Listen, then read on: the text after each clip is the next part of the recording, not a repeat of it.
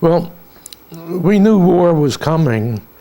You could tell it from everything you saw in the papers, everything you heard on the radio, and then finally, of course, we were in it with Pearl Harbor. The draft, at that time, the military draft included people from the age of 18 to, and maybe through the age of 36. So I was timed just about right. I was out of high school when I was 16 years old, and that was in 1941. So it was just my contemporaries and I were counting time before we would be drafted. In that period between graduation from high school to my being drafted, I took different jobs. It wasn't easy for me to get a job because of my young age and because they knew I would be gone before long and gone into military service. But I did manage to get hired as a civilian employee of the War Department. That was before we had a Defense Department, and so there was a War Department, meaning the Army. I was hired to work at the Signal Corps Depot in Philadelphia, which was a very large organization. And then, of course, eventually I became 18 years old and signed up for the draft. It worked through local boards, committees of citizens who passed on at least the lowest tier of questions as to who was eligible and who would go, et cetera, et cetera. I heard about a program that the Army had called the ASTP, Army Specialized Training Program, and what that was. If you qualified, meaning if you were pursuing collegiate education at the time, you might be put into units that were based at various colleges and universities throughout the country. The Navy had something similar called the V-12 program. And the idea was that you would have special training in engineering or medicine, and then you would be available to be placed throughout the service and probably with commissioned officer status. So I signed up to take the qualification test for ASTP, and I made it. I was informed that I had passed the exam, and I went back to my draft board office where previously I had visited them a short while before I took the qualifying test for the ASTP, and said I'd appreciate it if they wouldn't put me in the quota, the draft monthly quota, until I had received word that I had taken the exam, passed it, and therefore had this potential status when I would be called up. When I went back to the draft board in March or April, sometime like that, probably April of the year, now my birthday was in January, my 18th birthday was in January, and this was, let's see, the year, I was 18 years old, so it would have been 43, and I went back to the draft board and I told them that I had taken the test and I had received notice that I passed. And so they said, "What's your name?" The secretary there, and then when I told her, and she looked it up on the list, she said, "Why, you went in January, or you went in February." And I thought to myself, oh my God, I really muffed that. So I said, well, here, I just told you what I just told you, so take it from there. And sure enough, they took me from there. I went up in the next month quota. Okay, I had to report to some armory in Philadelphia, somewhere located somewhere between the 30th Street Railroad Station and the University of Pennsylvania campus. And I passed all the physicals, et cetera, and I was sworn in and took an oath of allegiance and got a free meal at the Linton's restaurant, which was a chain in Philadelphia, and I was in, but I wasn't called up, really. This transpired, I think, in May, and I wasn't to report until June. And that's when they counted my service time, really, from June on. Everything, I'm sure, to the benefit of the Army, not having to pay out any kind of wage to me, which what the private got at that time was $30 a month, $1 a day. So I was called up and reported to Broad Street Station, the big Pennsylvania Railroad, a big Pennsylvania Railroad station that was located right across City Hall in Philadelphia on the west side. And my mother and her mother waved me a fond farewell, and I was off to the induction or reception center near Harrisburg in Pennsylvania. I'm trying to think of the exact name, but it doesn't come to mind. Anyhow, began with, well, maybe it was a name like New Cumberland or something like that. At any rate, I was given a uniform and inducted, and spent about a week or 2 weeks there. Because I know it may have been 2 weeks because my parents came to visit me. After all, the Philadelphia to Harrisburg was not a very long automobile trip. And so I had some time to say hello and goodbye to them, and I was in uniform. They saw me in uniform. What I remember about the short time I spent there was mainly serving on kitchen police duty, KP, or digging ditches, things of that sort. It was the most cockroach-infested place I think I have ever seen in my life. And I have little stories about that, and maybe I can throw one in. We'd be called to kitchen duty, and we'd be kept up all night working on the next day's preparation of the next day's meals.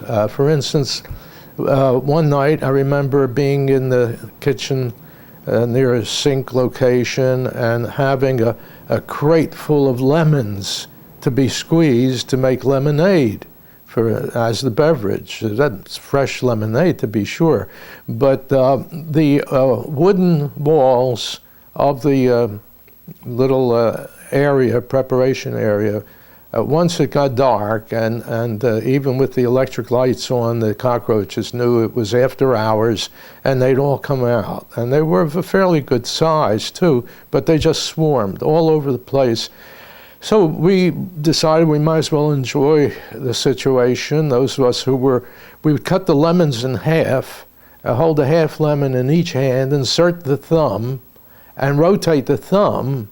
Instead of rotating the half lemon on top of a glass projection in some vessel, this is how we did it over a big pot. And then as soon as we had squeezed out the juice, which was quick, fast, a few seconds, then we'd be hitting the cockroaches with these lemon skin halves thrown as hard as we could at the wall. And we'd got quite a few of them. However, we couldn't get all of them, certainly. And there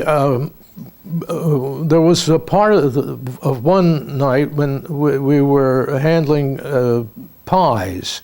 The cooks would be baking these pies, which were sort of a custard pie, and then we would carry them from the ovens to the shelves and set them out to cool and set, that sort of thing. All during this time, though, the guys who served as MPs in that post were coming in the middle of the night and demanding food from us in a very commanding way, and really pushing us around. They knew we were new recruits. You know, give me some of that goddamn such and such, and don't give me any shit, and so on and so forth. But what I did give them was pies where I had possibly even coached the cockroaches a little. They would get into the custard, and they would sink partway through, maybe from the heat, and then eventually probably pass for yellow raisins when the troops were eating them. And so I would reach in the drawer, pull out some bread for the MPs and squash the cockroaches in the middle and make a little sandwich out of it, or serve them these terrific pies that we took special care to prepare in special ways. So that'll give you a little anecdote there. But to get out of New Cumberland, let's jump to that. One day I was called up with a number of other guys, and we were told to get our duffel bags packed by certain time and report to such and such a place. And there we were in a group, and we were herded off to a railroad car. Next thing you know, we're on a train, we're going somewhere, secret orders, we have no idea where. And one guy is given a sealed envelope, and he's not to open it until we get out to a certain point, or maybe just not to open it, period, but to deliver it at the location that our name was linked with upon our arrival. So the train headed south. We could tell we were going to Washington, near Washington, and I had never been to Washington, D.C., of course, and I wanted to see some things, and all we could do about that was look out the window. And we stopped, and we learned that we were in Washington, and we were pushed forward. The train cars pushed forward and then pulled backward, and so on. And somebody said, "Yo, you know they have to change locomotives here because we left the Pennsylvania Railroad territory, and now we've got the Atlantic Coast or the Seaboard Line or some other, the Southern." And so that happened. And then as we were pulling out and heading, as it turned out, further south, I could see out of the window, lo and behold, the Washington Monument. But it was very disappointing. It wasn't nearly as thin and pointed as I thought. It seemed to be built in several steps back from a wide base to a narrower base to a narrow and narrower top. And I thought, my God, that's a terrible disappointment. All the pictures make it look like it's a needle, like Cleopatra's needle. But I learned later on that was not the Washington Monument, that was the Masonic Memorial, the George Washington Masonic Memorial, which was really a copy of one of the seven ancient wonders one of the seven wonders of the ancient world, namely the Mausoleum of Halicarnassus, I think that's the name, and that was a stepped pyramid in effect, but more in the nature of an obelisk tower overall. So we went on and on and on south beyond that point. We had some bags of greasy, oily sandwich lunch meat, bologna, I guess, given to us, and they were not very large bags of food. And we were very hot and uncomfortable in those cars. wagons or carriages or whatever you want to call a railroad train. They were not air conditioned, and you could open the window, but it was summertime, and it was hot and humid, and a lot of dust and dirt blowing in from the track beds. We went on, and it got time to get some sleep. It got dark, and we found we could take the backs off the seats. These were not individual seats, certainly. They were sort of like upholstered backs that the conductor could flip this way or that way, and then as the train changed its direction of pull, you were still using the same seats. That's the way those cars were designed. We found that we could lift those backs out very easily and put them between the seat parts of those seats and span the space between them, and then that way we got some degree of bedding, which wasn't much. So we slept overnight, and not many hours after we got up in the morning, the train stopped. We got out, and we learned we were in Anniston, Alabama. Those of us who were left, along the way, the train had made stops, and certain soldiers who were under certain orders were called out and put off the train. So we arrived in Anniston, Alabama, and we were met by non-coms from the Fort McClellan Army base, which was one of the major infantry basic training centers in the country. And we were driven off to a place that had barracks that were called huts. They were referred to as huts. They were just a single thickness of wood siding, tongue and groove boards, 1 inch or thinner boards, forming the shell, the skin of it, a slightly sloping roof construction, and elevated, maybe 12, 18 inches above ground. And each of these huts accommodated a platoon, which was about 20 soldiers. And that's the way we were organized in what do you call it now? Well, in what would be our housing for the 3-month infantry basic training course. Did you know anybody in your platoon before you arrived here? Well, yes. I had met 2 guys, contemporaries of mine, but not classmates, although I think both of them had gone to the same high school. I was a little ahead of my age. Remember, I graduated at age 16, and so they were a year or 2 behind me at Central, and they were both from German backgrounds, non-Jewish German parents. In both cases, their parents were immigrants. Excuse me. And they had gotten together. The mother and father of at least one of these fellows brought them over to our house. They called ahead and met with my parents and myself before we all went in. One guy was named Al Kraus, and the other guy, it's a little hard to recall his name because it was not as simple as Al Kraus.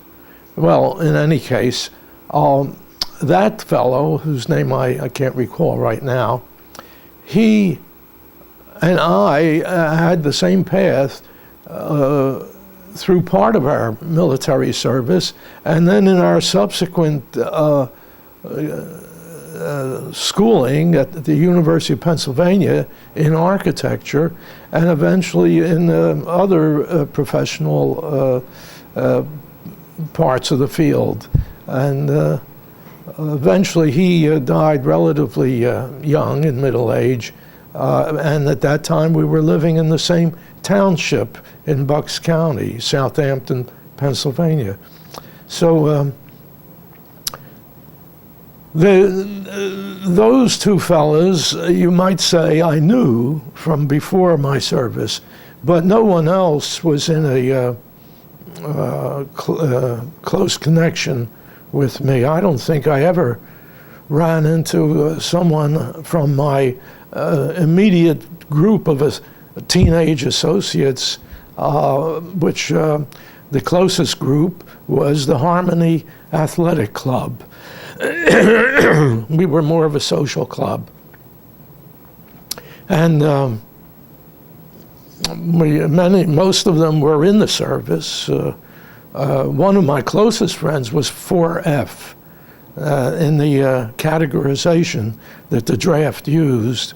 4F was practically guaranteed pass out from the draft, and it related to physical conditions. So these were all strangers to me, but they were all ASTP qualifiers. They had been to different colleges all over, but primarily from the northeastern part of the country. Subsequently, when I came out from the Army, Erwin Kilgus, that's the fellow whose name I couldn't remember, the neighbor. Erwin Kilgus and I both studied architecture, completed our studies in architecture at the bachelor's level at the University of Pennsylvania with the help of the GI Bill. So, but before I get to the end of the story there, my time at Fort McClellan ended in the early fall or pre-fall, sometime in, well, let's see, it was mid-June to mid-July, August, September. And at that time, we were sent off to Alabama Polytechnic Institute, which is now Auburn University. It is in the town of Auburn, Alabama. Excuse me. Not far from the west border of Georgia. And we were enrolled in an engineering course, which really was consisted of first year collegiate level work, and many of us had some of that at least behind us already. Well, very much like bureaucracy, the Army insisted that we have minor subjects along with our majors, and one was cooking. Well, not for us to learn how to cook ham and eggs or whatever, or bake a cake, but to study the Army infantry cooking manual. And so we had to learn a lot about that, what makes a garniture, in other words. Well, if you have a lot of parsley and a little bit of vegetables, then the parsley leaves that you sprinkle on top, they are the garnish. But if you happen to have gotten a big shipment of parsley and a very small shipment of potatoes, so you chop up the potatoes and you put it on top of the parsley, and you serve parsley garnished with potatoes, with potato garnish. That to give you an idea of the sense of the material and the how you, I guess, now that I think of it, how you obtain an Army solution to a problem, you see. So, but we really did study what were civilian subjects. But I want to introduce a little aside here. Right now, it's November 2005. And there was a celebration of the 100th anniversary of the birth of Rosa Parks, who would not give up her seat in a southern city bus, Montgomery, Alabama, I believe. Well, we were in Alabama too. We were in Auburn, Alabama. Those northern Yankees, our ASTP group was almost entirely northern. And we would use the local buses when we had our free times on weekends and so on to go, say, to another nearby town like Opelika, Alabama, or maybe even a shorter trip at any time of any day. And we'd get on the bus, and we knew about this separation of races, and we knew that blacks were supposed to sit in the back, and starting with the rounded off seat at the very back of the bus, and whites were to sit up front, and that any white really could demand a seat from any of those blacks crowded into the backs, and we didn't do that. We didn't like that, and we would get up and give a pregnant black woman our seat, or even an older person our seat. And the bus drivers didn't like that. Subsequently, later in my Army career in the South, specifically in the city of Augusta, which is much larger than Auburn, and with much tougher bus drivers, when we would do that, we'd have a pass into town from Camp Gordon when I was in another outfit. The bus driver would say he is not moving the bus. And then if we insisted on sitting in the back of the bus, these buses were empty when we got on them. We just preferred to sit in the back so we could carry on back there among ourselves. Then he would not move the bus, and he would call the police, who would call the military police, and that would be the end of that situation. So we would hold out until they called the police, the civil police, and then we'd move.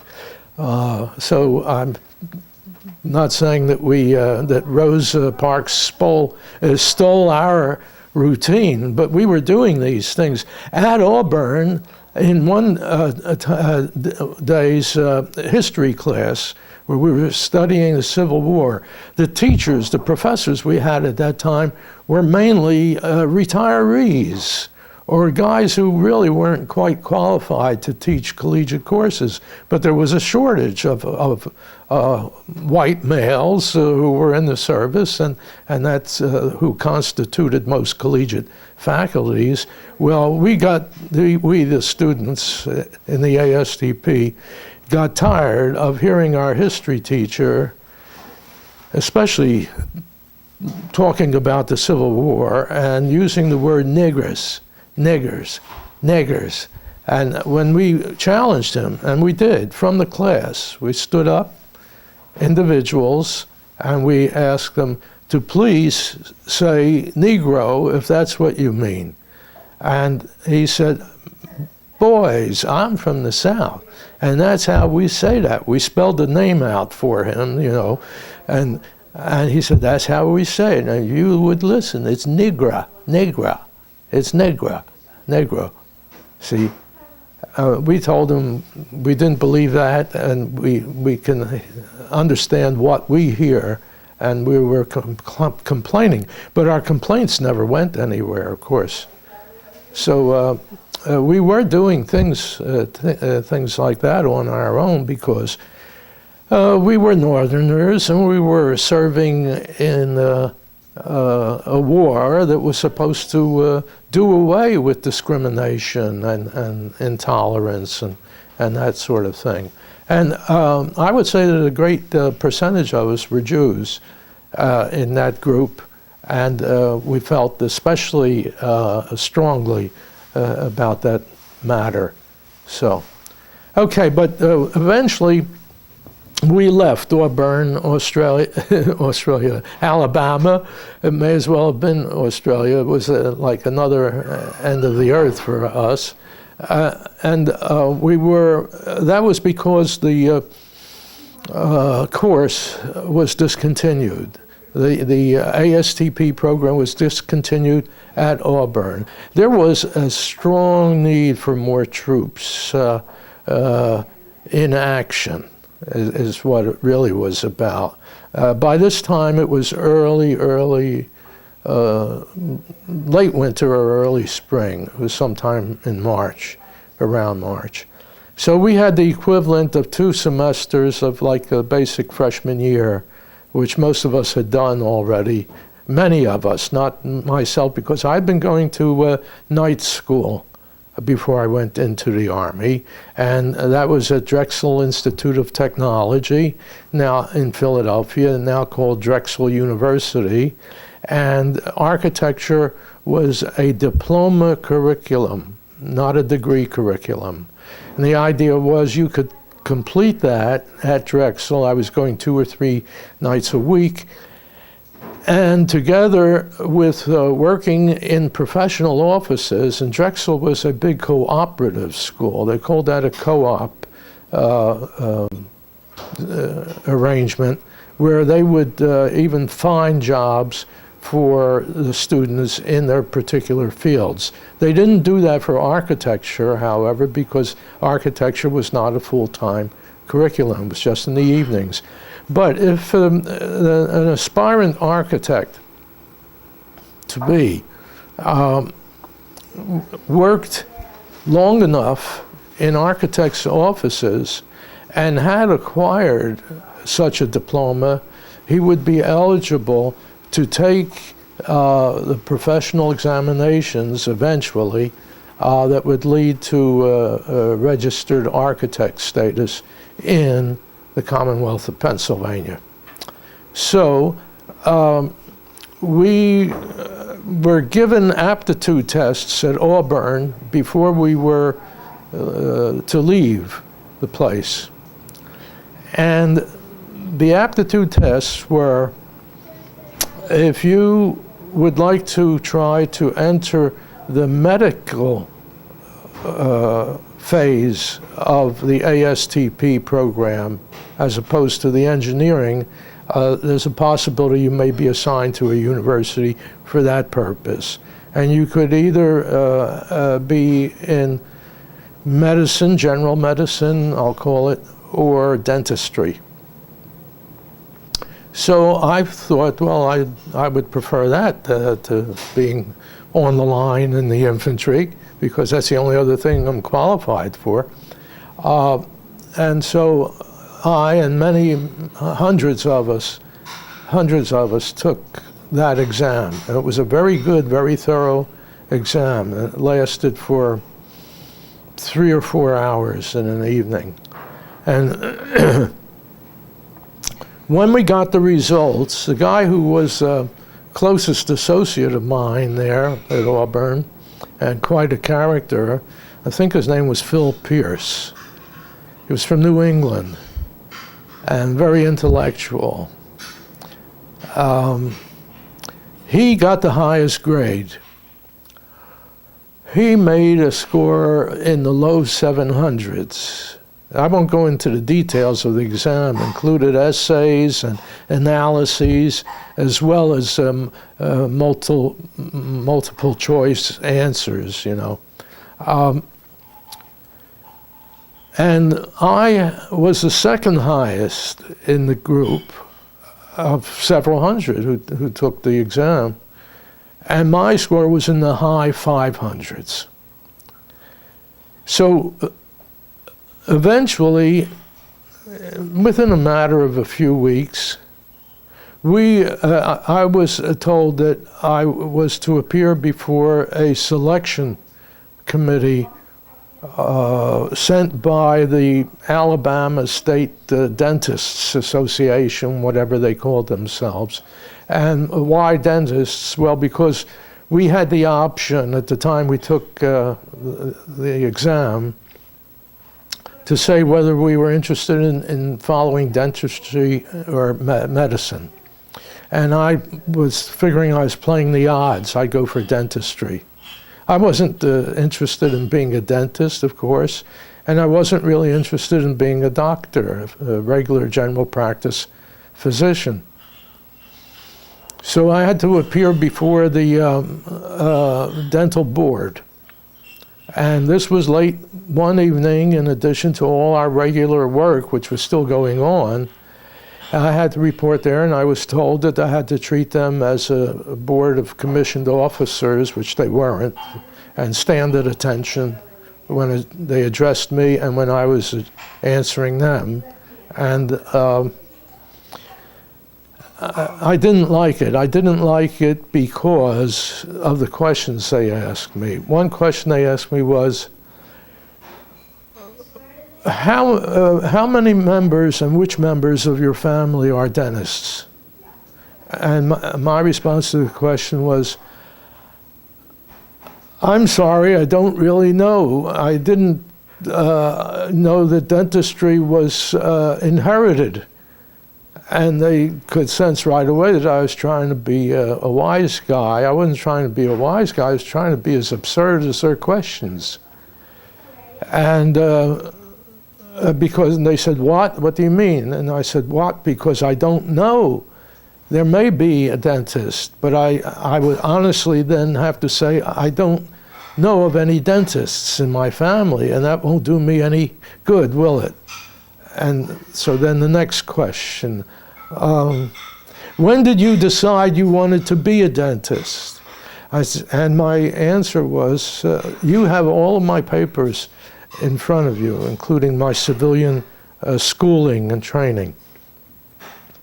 And I've always followed in higher education the curriculum, an architecture curriculum, because I want to be an architect. That's what I want to be. You know that when you see my papers, when you analyze my papers, when you understand my papers. And I said, so to give you a truthful answer for that question is when I was given the choice of being back in the infantry or being in dental school. So I was dismissed from the interview pretty quickly, and I knew that I was going somewhere else. Well, where many of us went from Auburn was to the 106th Infantry Division, which was a fairly new and newly formed infantry division in the U.S. Army. Let's all, just a sec. I'm going to put it in pause.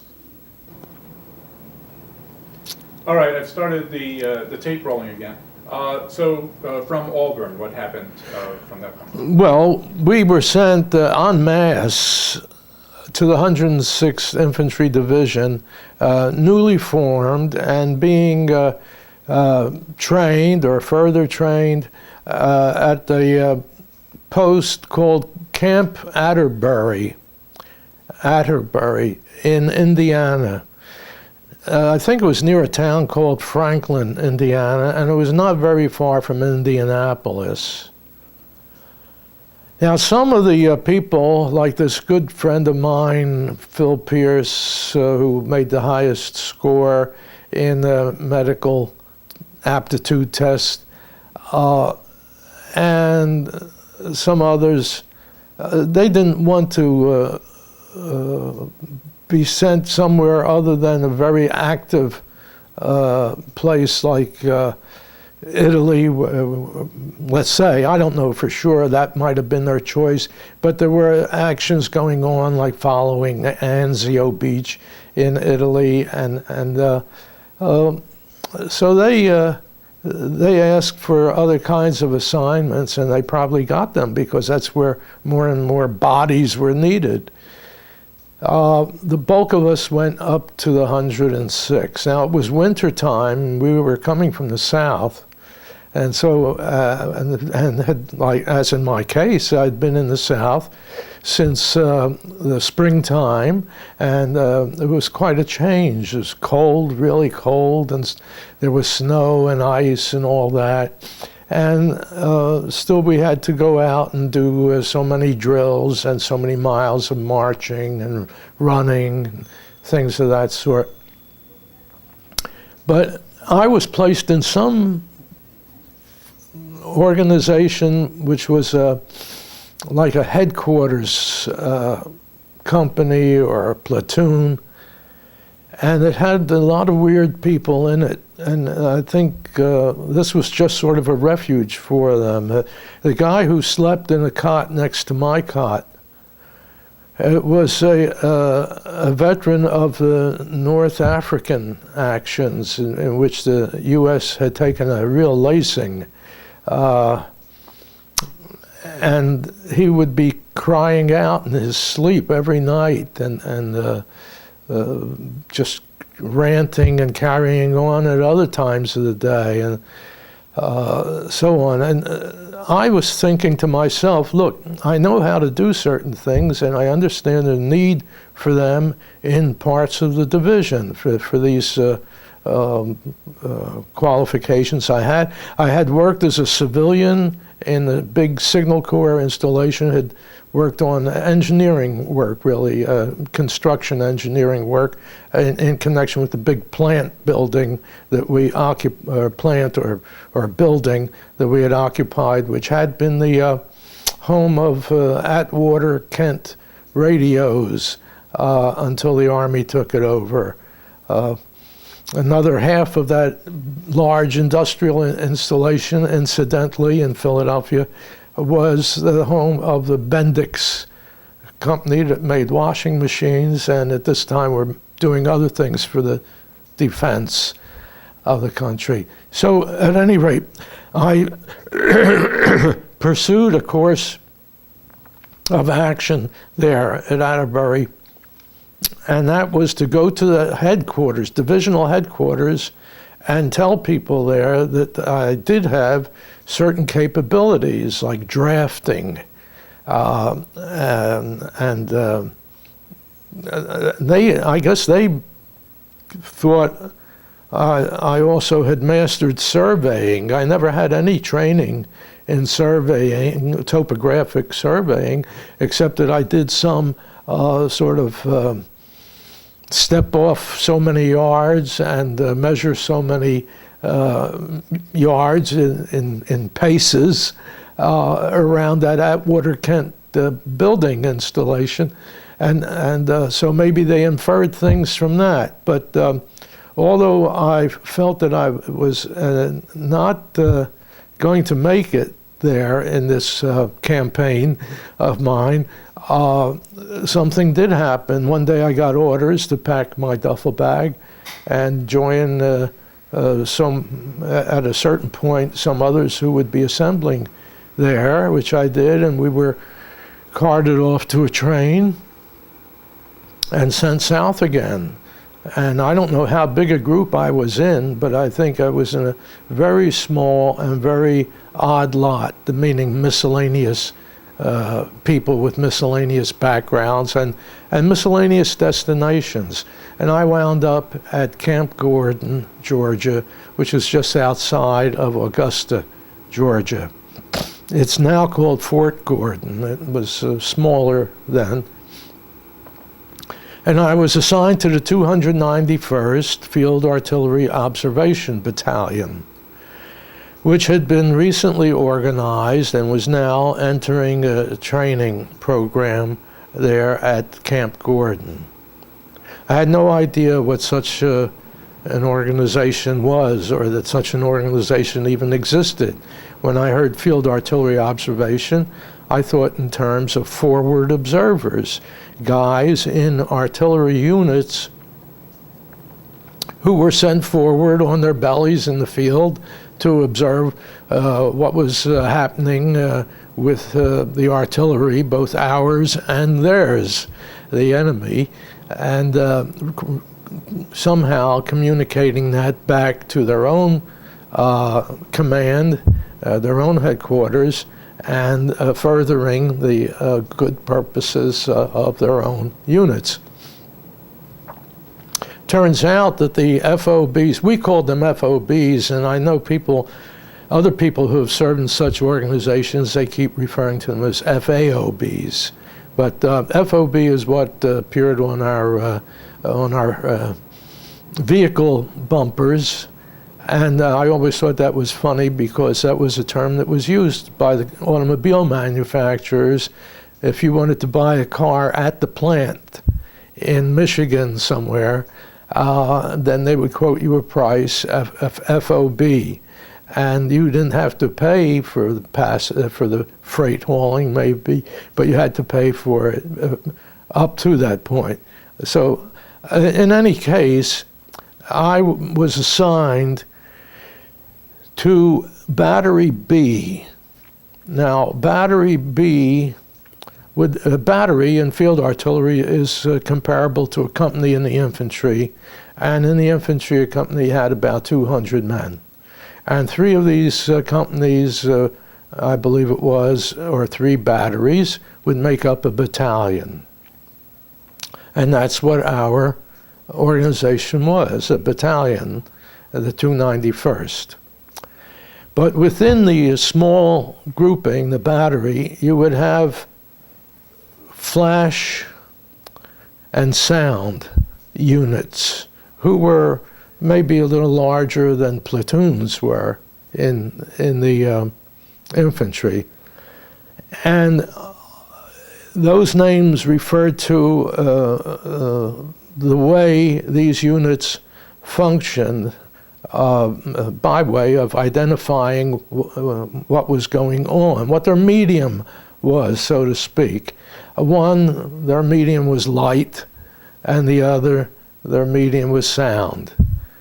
So flash, because the light came in the form of artillery flashes, either from the muzzle of the artillery piece or the explosion of the artillery round,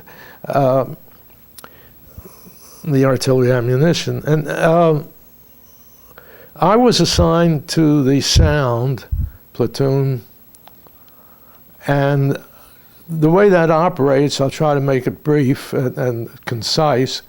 Well, I'll put it this way. Flash, the way they operated was that they had an optical instrument which looked like a bent pair of binoculars, and the flat horizontal pair, part of that pair, parallel to the earth, the plane of the ground under your feet, was set on a 360-degree radial dial on top of a tripod or some other support that would give you that same basis of reference, and then they could swing their binoculars around to the particular angle from which the light source was coming, and then they would call that into headquarters together with an estimated distance, being from the way they heard that particular sound. In the sound unit, as opposed to the flash unit, the instrument, the device that they relied on was microphone. The microphones were bulky, they were large, they were cylindrical in shape, and covered in a rubberized bag. And that bag was suspended in a shallow manhole, as it were, that you dug into the ground, and you covered with a metal-rimmed cloth top, flat top, only inch or a couple inches high, and suspended from that on the inside of that hole was hanging the microphone. Those microphones were wired back all the way to the unit headquarters, where there was an oscillographic machine. The machine printed out 5 stripes, horizontal stripes or strips, that were reeled out and in, and from one end to the other they would show vibration marks from these vibrating needles, which were pens, and that would show a graphic record of the impact of sound on those microphones. The microphones were set along a straight line, surveyed in by us. This is where any survey training came in handy, and we did get a fair amount of survey training. As the sound would pass the location of each microphone, that sound would be graphically, it would be picked up and graphically transmitted to that strip that was being printed back in headquarters.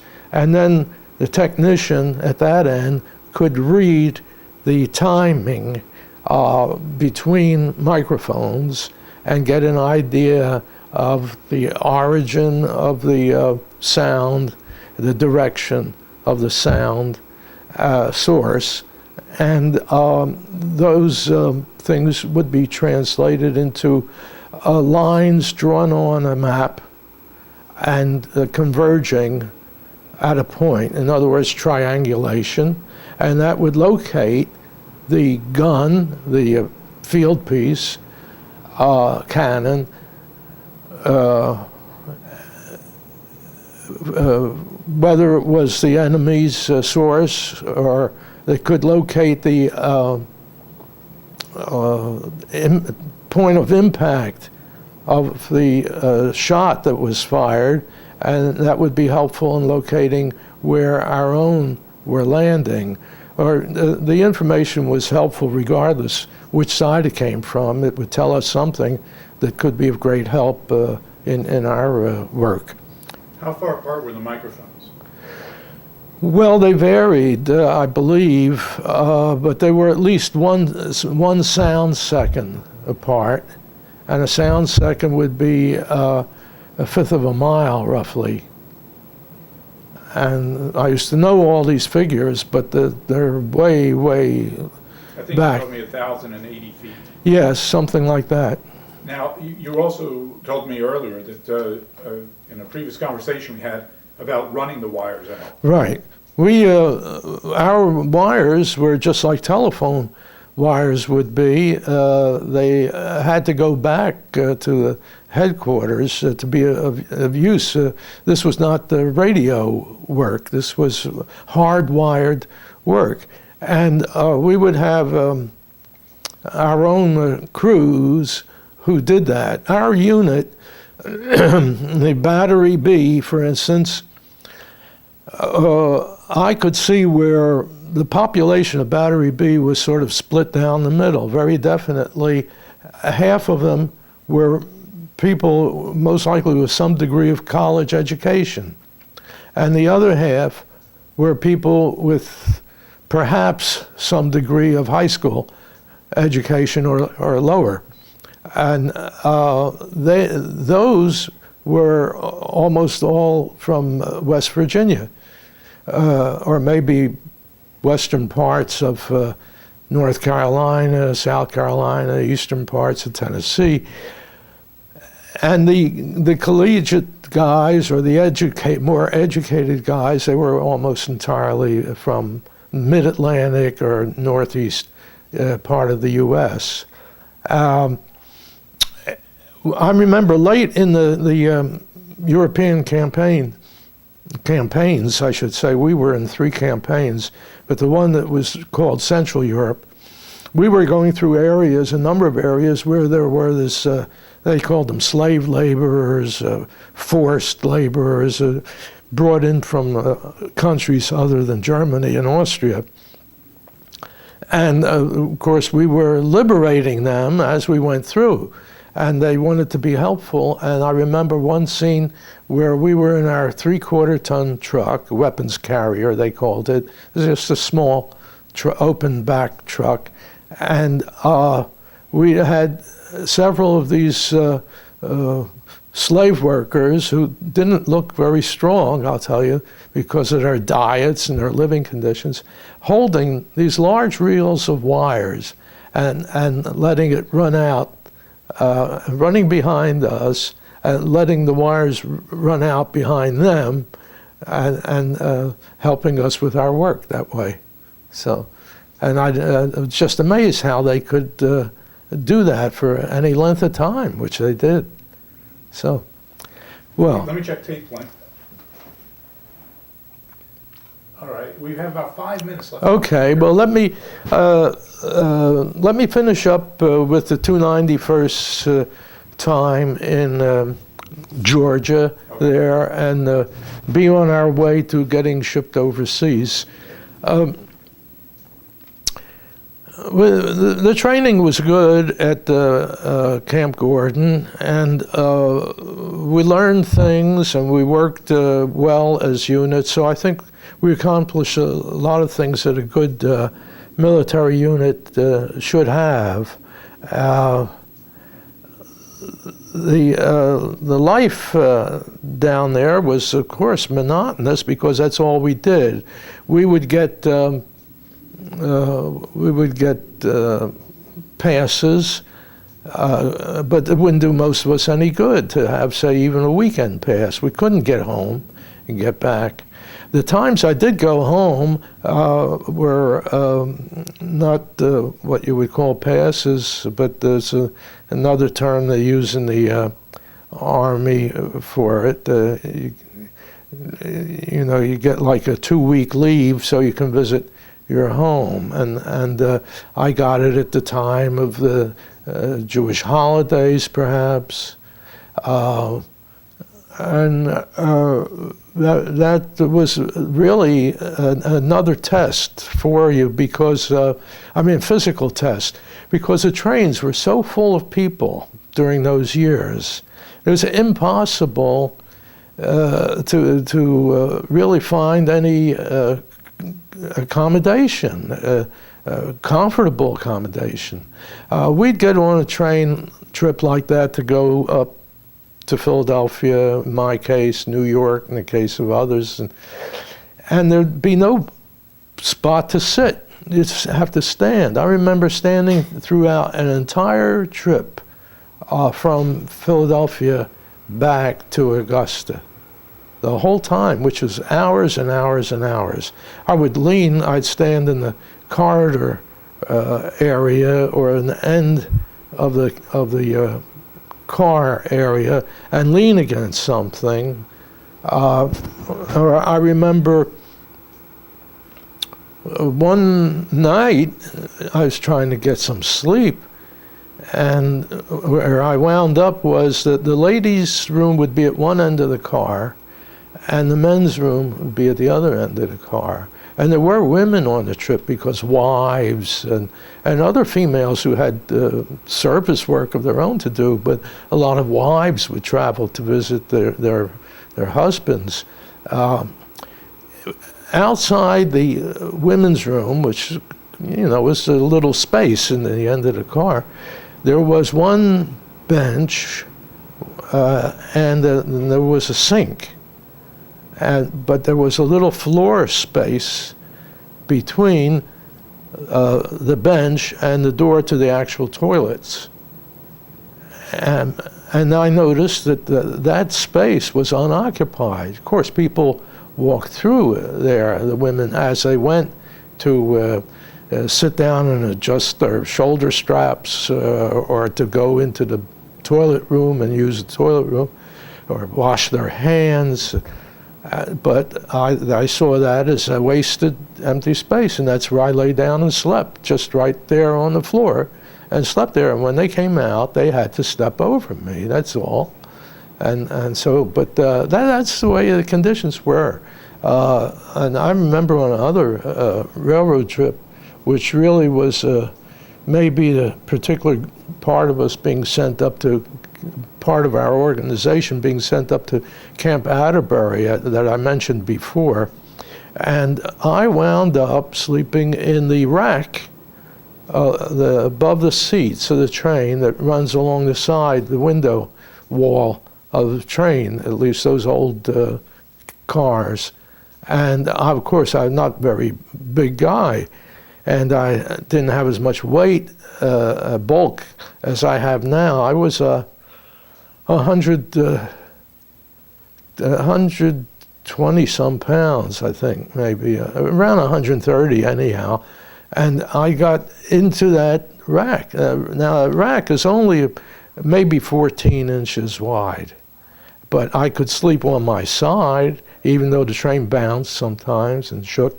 And there's nothing of comfort underneath you, just this net and then an occasional bracket sticking out there. But if I could fold my limbs at the points that were not coincident with the brackets, the net supported me, and I slept. And that's how I did that. Right, so it's early spring in Georgia. I had just been sent out of the 106th Division, and happy to leave Indiana, where it was icy cold and frozen and miserable. So to leave the 106th Division and wind up with the 291st Field Artillery Observation Battalion in Georgia. And the things, I remember things happening in Georgia, maybe because it was more of a permanent situation. I felt that it was permanent, that this was the group that I would go overseas with. And remember, this was early 1944. Things seemed a little more secure, and maybe I wouldn't have to go to overseas with any group, because it's going to take a little time to get trained in the 291st FAOB. The whole unit is brand new, although we did have a cadre and sort of a basic roots portion of personnel who had come from other Field Artillery Observation Battalions. I'm going to hold up just a sec. I have to adjust the microphone. Okay, I've got it rolling again. During our time at Camp Gordon in Georgia, just outside of Augusta, we would get weekend passes, and it would give us a night out on the town, so to speak. And so it would be like Saturday night, we'd be away. And that increased our range of getting around, seeing real people again, civilian people. I remember on one weekend, it was hard to find a place like a hotel room that we could afford and stay over. So some of us wound up staying at a little inn-like place, which was right adjacent to the golf links where they play this great national tournament every year, except nothing was going on there. It was just like a ghost environment.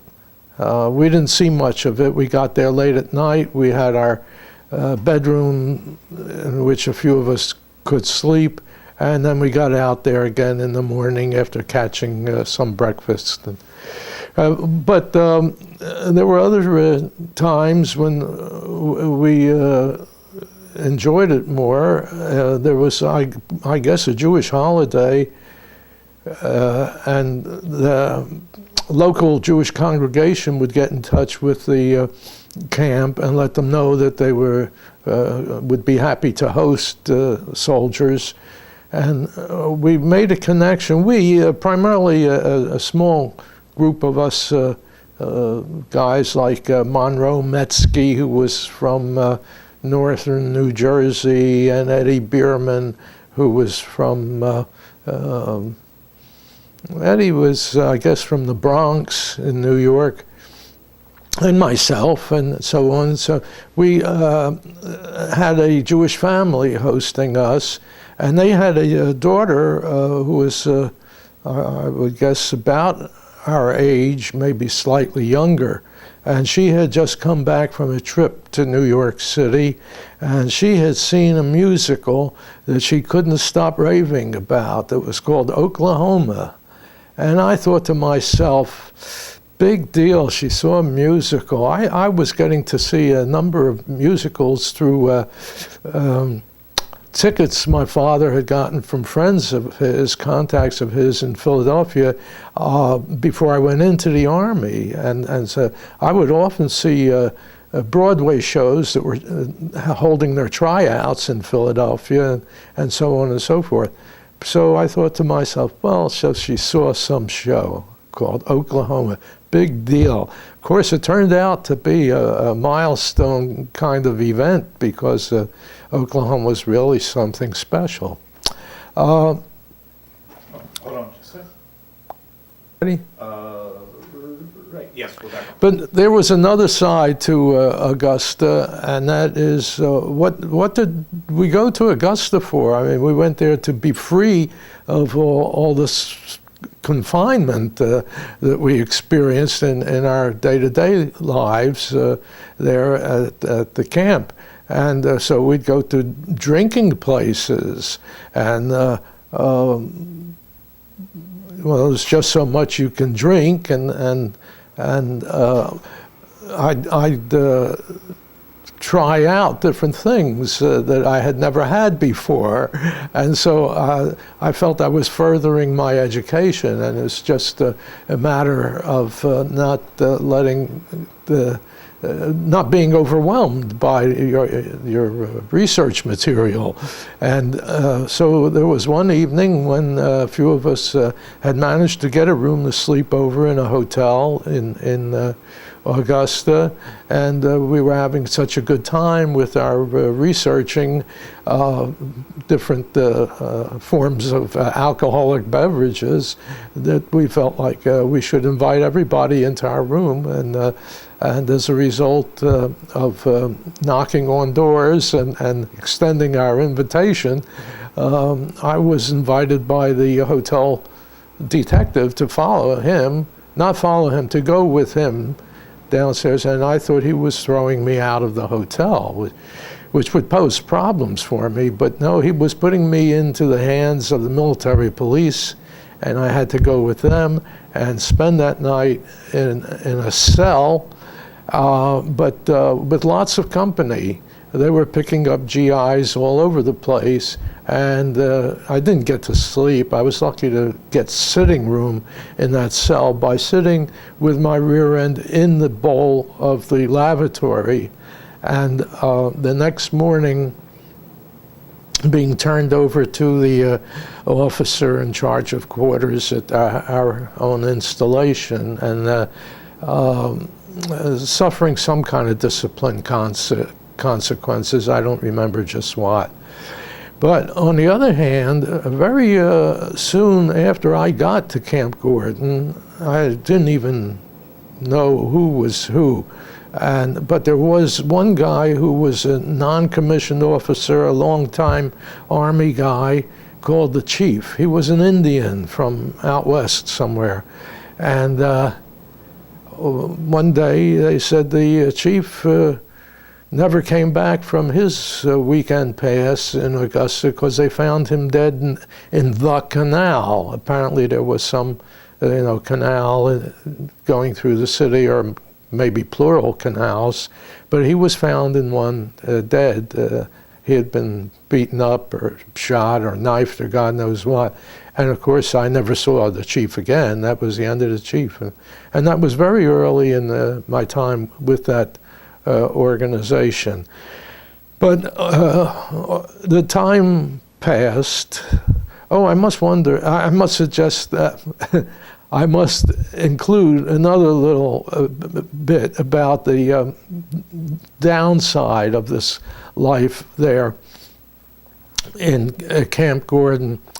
There were a couple guys up on the, I had my cot on the second floor of the barrack building, and I didn't know everybody in the group. I didn't have contact with everybody in the group in my day-to-day routines.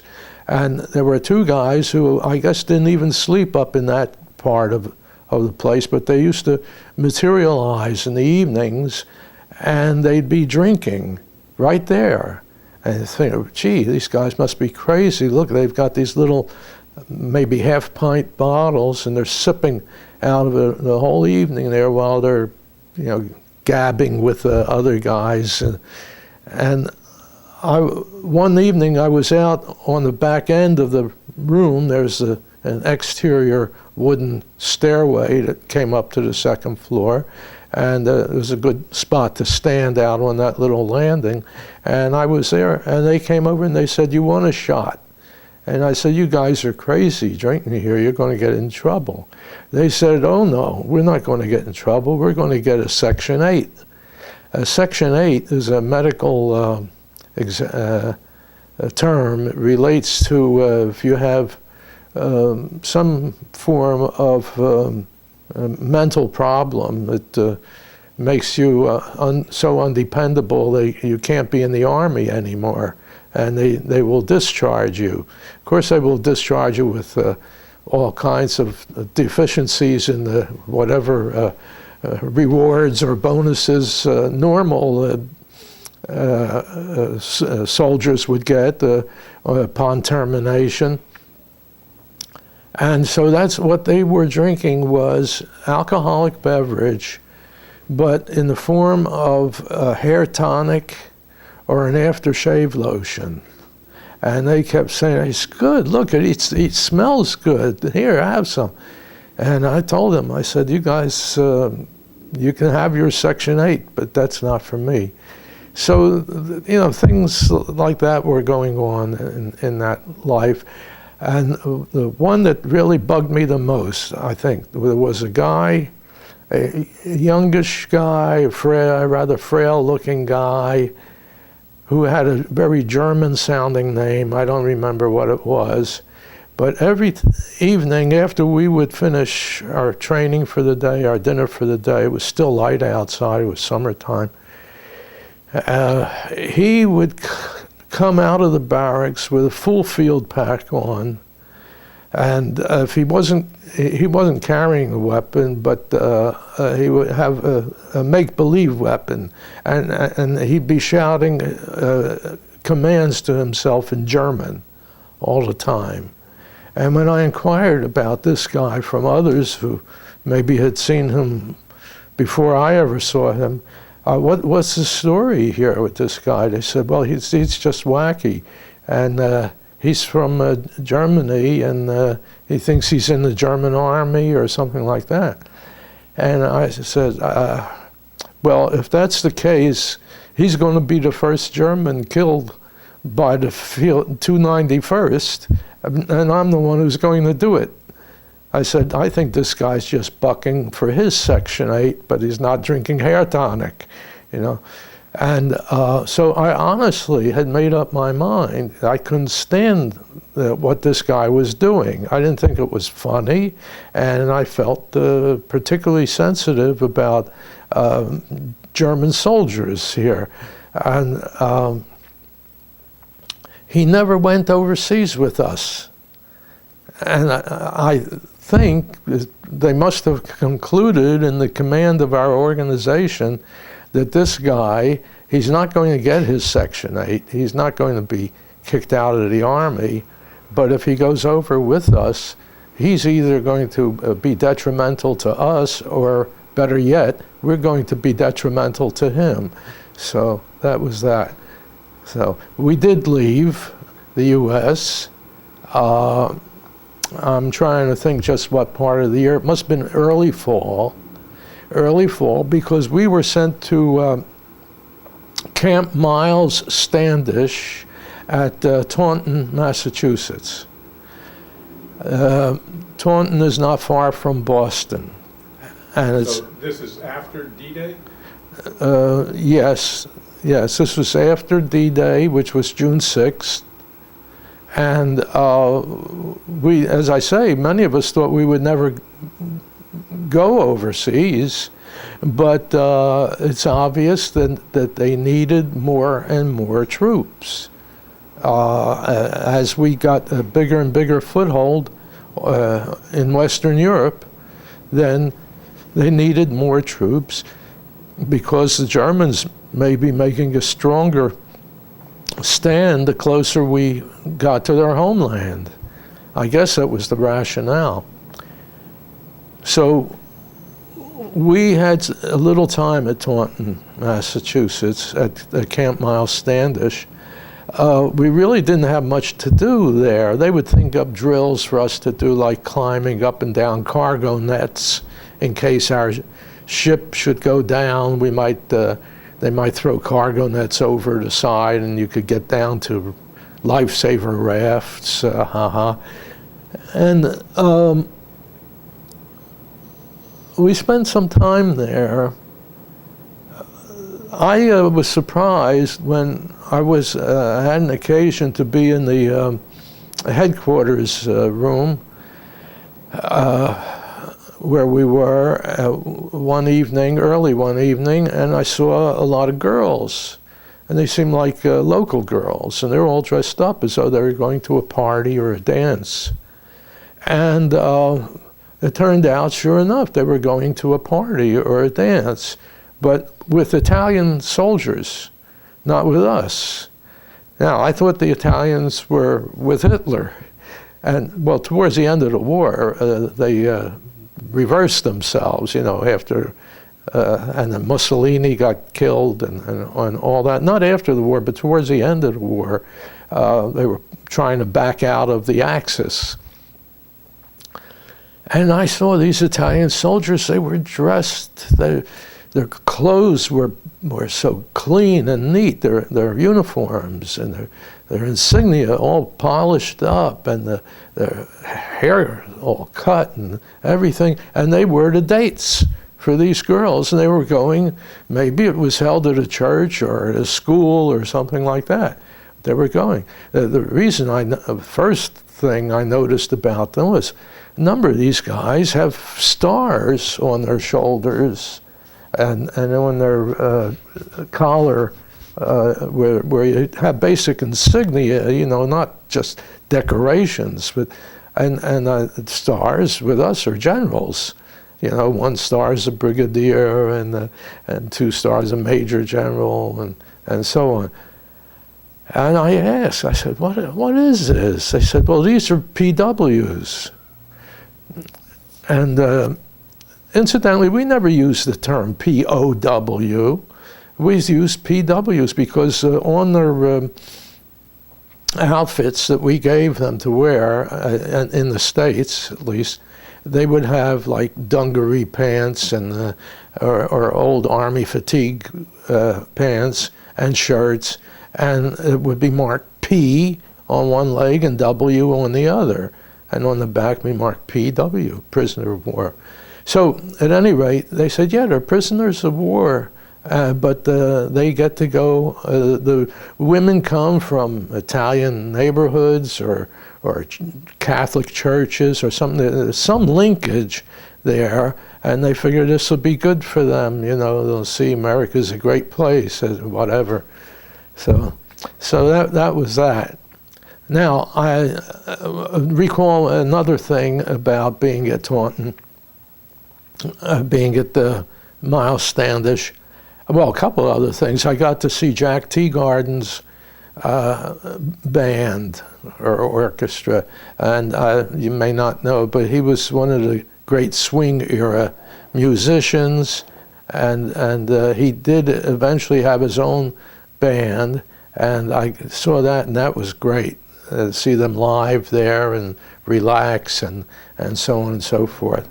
I saw him not very long after I got out of the Army in Philadelphia one night in a very small nightclub place I used to go to that was famous for jazz. And I think he was the only musician. There was a pianist too, perhaps, but I think he was the only musician at that time, and I was the only audience, just about. So, and also I went to a Harvard football game. They said that you could go. They were sending buses, and we got there, and I remember almost nothing about the game. I didn't know who was who on the team, and so I didn't know the status of the teams. We probably got there after it started and probably left before it ended. But I think also I was becoming ill and didn't realize it. I just didn't feel well that day. And then as time went on, and this wasn't much time, we weren't there longer than 2 weeks at the most. I found that when I went out for breakfast, and they'd be serving breakfast, we'd go out and line up outside the mess hall. It was still dark and cold, and I just felt sick. I felt dizzy. I felt like I had the dry heaves mostly, and I'd be almost falling down on the ground. And I was not a sickly or a weakling at that time. I was pretty tough. And the guy said, "What's the matter with you?" I said, "I don't know. I didn't even eat anything yet, and I feel like throwing up, and this and that, and this and that." And I went to sick call, and they said, "Well, I don't know what you have, but take these pills." They had APC pills, they were called, and they gave that out for everything. I forget, it was aspirin, something, and something else. And so because I was sick, they said, "Okay, you don't have to do any training exercises, but you will be the colonel's orderly. So you report to the colonel's house there, and he'll tell you what to do." The colonel was a nice enough guy, and I was just looking for refuge. That'd be great, because what to do? But he gave me his underwear to wash, and I had to wash his underwear and sweep the quarters, do that sort of thing. I'm supposed to be sick. So I would do that. It would take me as little time as I possibly could manage, and then I'd just sit down or lie down somewhere, even if it was lie down on the floor. So sick as I was, I think that they avoided doing anything about it. And this went on for a few days, and then we had to go overseas. So we were put in a bus, and I remember I was standing the whole way. Taunton, maybe 40 miles from Boston. And with the metropolitan traffic and all, it took some time. And we got there, and we're into a large dockside warehouse kind of situation. And there were, now at this point I couldn't eat anymore, because every time I would try to eat, I couldn't hold it. So some Red Cross women came through. We were standing in lines, in ranks, within the warehouse, and then we're going to march on the ship. See, and they came through with their little bags to give us, little paper bags, donut, an apple, maybe some Lifesavers candies, and things like that. No, Necco wafer candies, more like it. They were made in Cambridge, Mass, and they're terrible, I think. Those hard sugar things. I took it, I think I gave my bag to somebody else. I couldn't eat it or anything. We got on the ship. I got onto my cot. I tried to eat. I got in the mess line with them. We go into, and this was all down in the hold of what had been a big ocean liner beforehand. I think it was called the Manhattan before, the SS Manhattan, but they had given it another name. It was something like the Washington or some place name. There were, I think, 5,000 of us on the ship.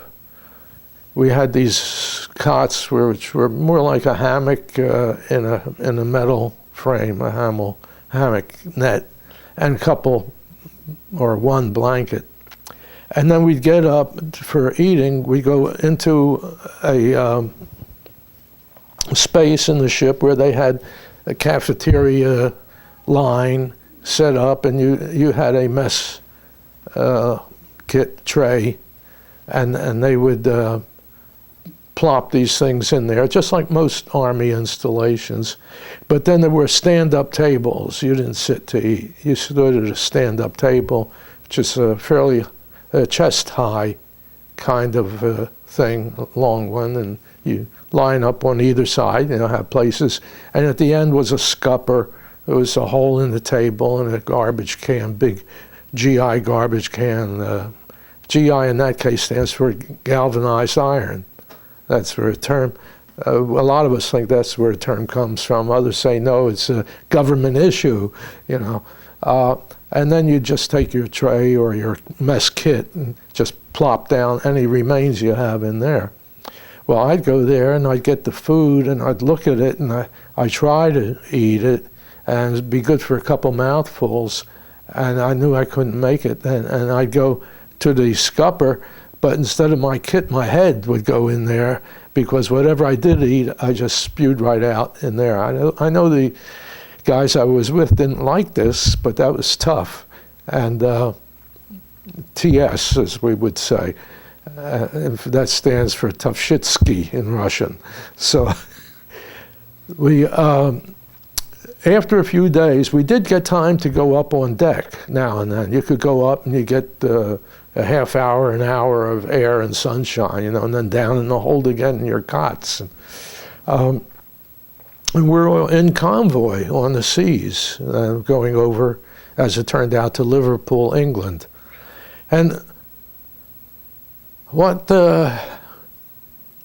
happens is that some of my friends, Eddie Bierman from the Bronx,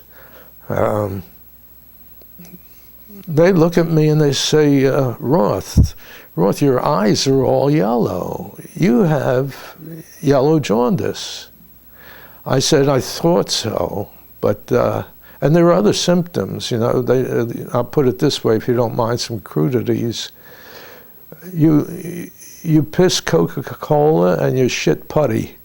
And, or maybe there was some other word for that. In other words, your fecal discharge was sort of just a light gray color, and your urine was a deep, dark brown, almost black or purplish, and so on. I said, I know, there's something really wrong with me. And I said, I've been to the sick hall on the ship, and what happened was, if you went for sick call, you got in line, and eventually you came before this doctor. And this doctor, to me, he was an old man. He might have been in his mid-40s, but he was heavy. He didn't look like he was in good shape at all. And he says, what's your problem? And I told him, I said, this and this and this and this. This was down in a hold again, but he should have been able to see the color of my eyes. I mean, I could see even other things. And he says, there's nothing wrong with you. The only thing you have, I said, I think maybe I have yellow jaundice.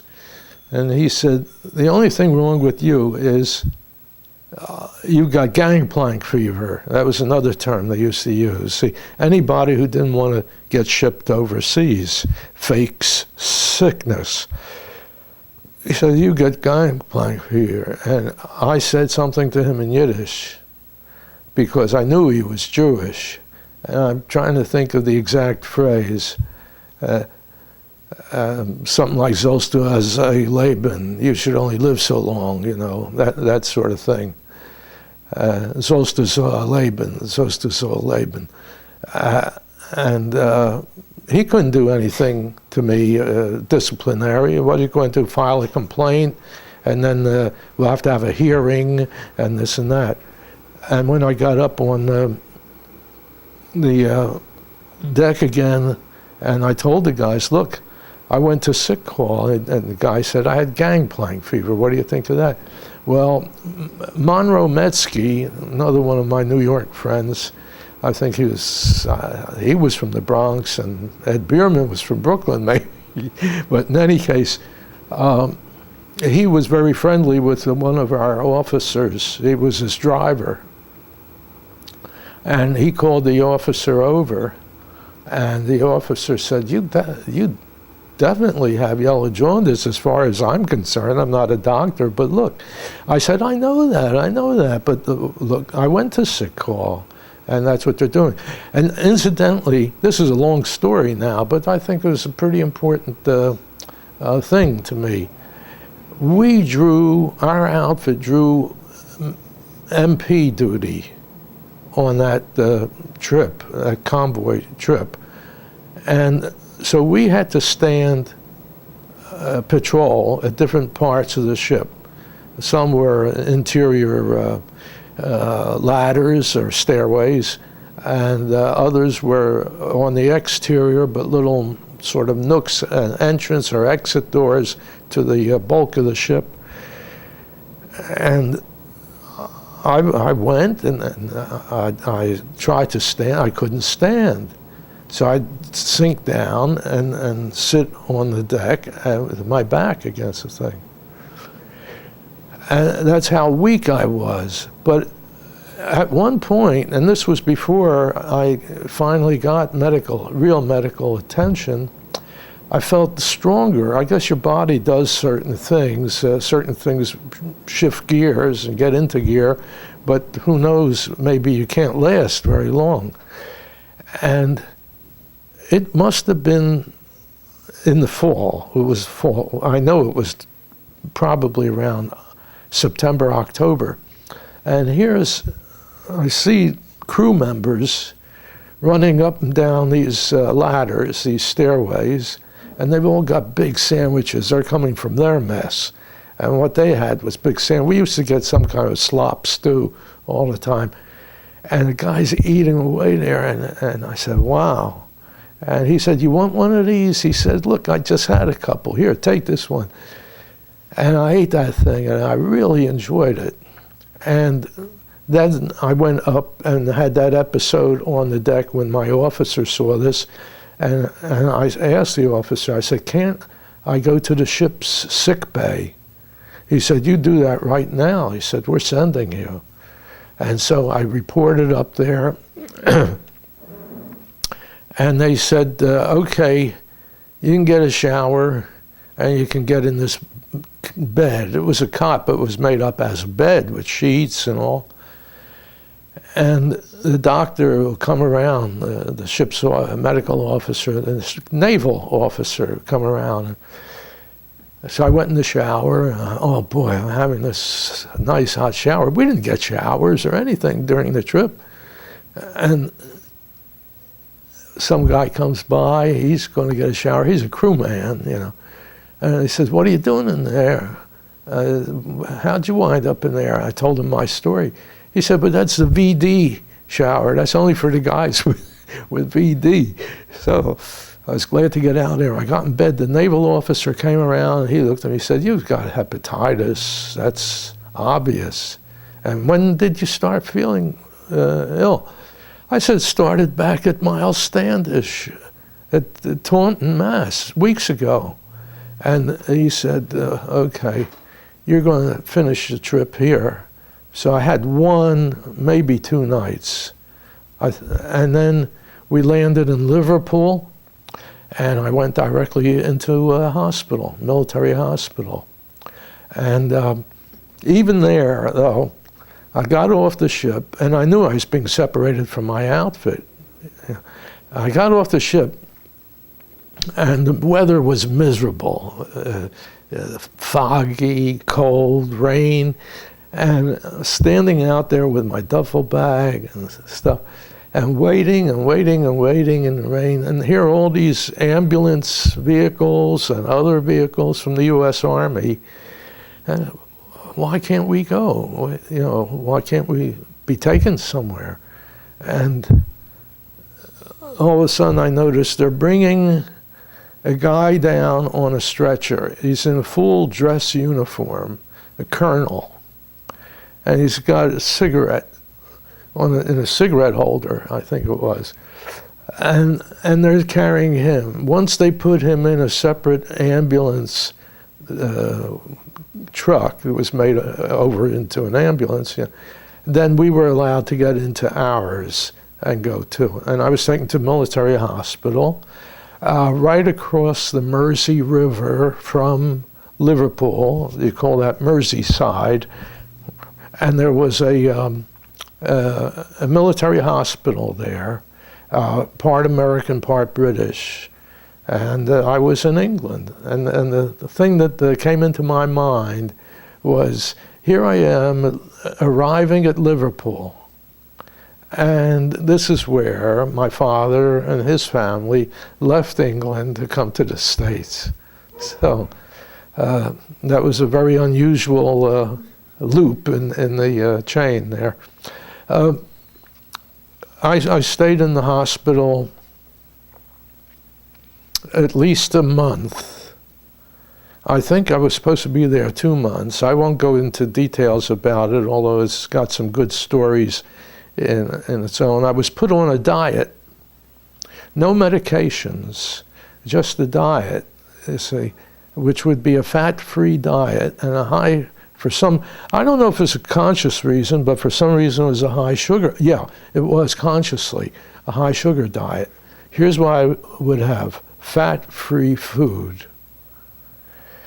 And we got good servings, but at dinner time, we had in this ward, this is all American, we had some stomach problem people, and they couldn't eat their food.